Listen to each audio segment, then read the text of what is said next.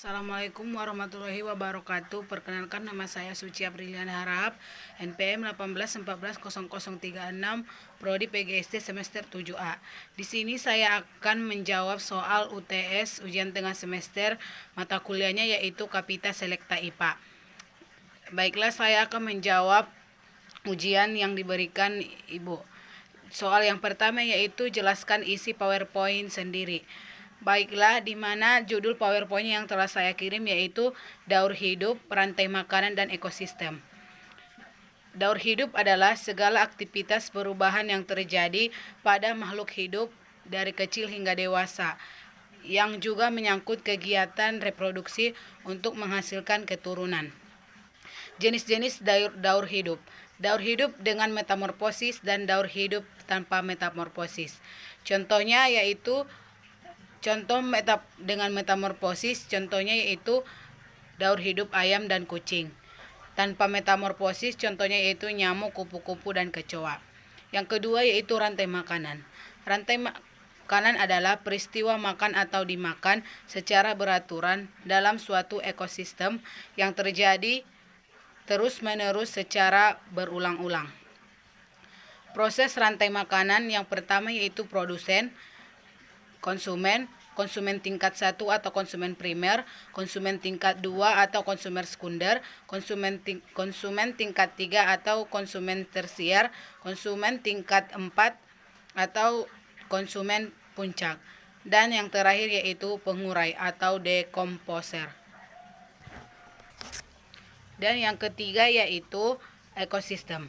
Ekosistem adalah hubungan timbal balik antara makhluk hidup dengan lingkungan yang saling mempengaruhi. Jenis-jenis ekosistem. Yang pertama yaitu ekosistem air, kedua ekosistem darat, dan yang ketiga ekosistem buatan. Komponen ekosistem ada dua, biotik dan abiotik. Soal yang kedua yaitu jelaskan apa itu miskonsepsi beserta contohnya.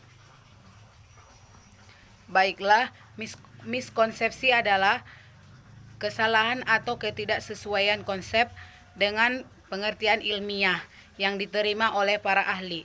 Penyebab miskonsepsi disebabkan oleh siswa sendiri, guru yang mengajar, konteks pembelajaran, cara mengajar, dan buku teks. Baiklah, contoh dari miskonsepsi adalah misalnya kita menjelaskan tentang organ tubuh manusia, yang mana ada contohnya itu tulang. Di daerah kita ini, daerah Mandailing Natal, kita harus menjelaskan organ tubuh seperti tulang dengan gambar, atau langsung contohnya kita perlihatkan ke anak. Karena di daerah kita Mandailing Natal, tulang itu adalah adik atau kakak dari ibu kita. Dari penyebab miskonsepsi itu bisa jadi dari cara guru menjelaskannya dan contoh dari materi yang diajarkan.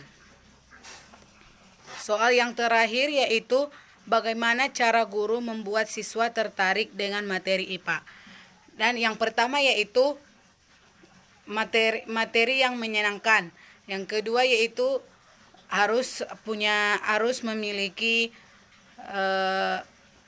contoh yang dekat dengan anak, atau mempunyai pendekatan. Dan cara guru membuat siswa tertarik dengan materi IPA yaitu adanya media pembelajaran, penyesuaian antara materi dengan media pembelajaran dan model. Kita harus menyesuaikan materi dengan model. Banyak sekali model pembelajaran yang cocok diterapkan di SD dengan materi IPA. Misalnya bisa dicontohkan secara langsung dengan didekatkan anak dengan alam.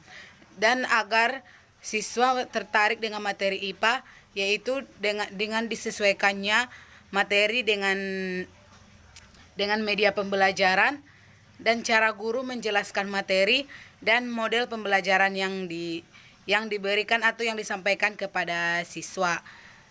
Baiklah, cukup sekian yang saya sampaikan. Wabillahi taufiq walhidayah. Wassalamualaikum warahmatullahi wabarakatuh.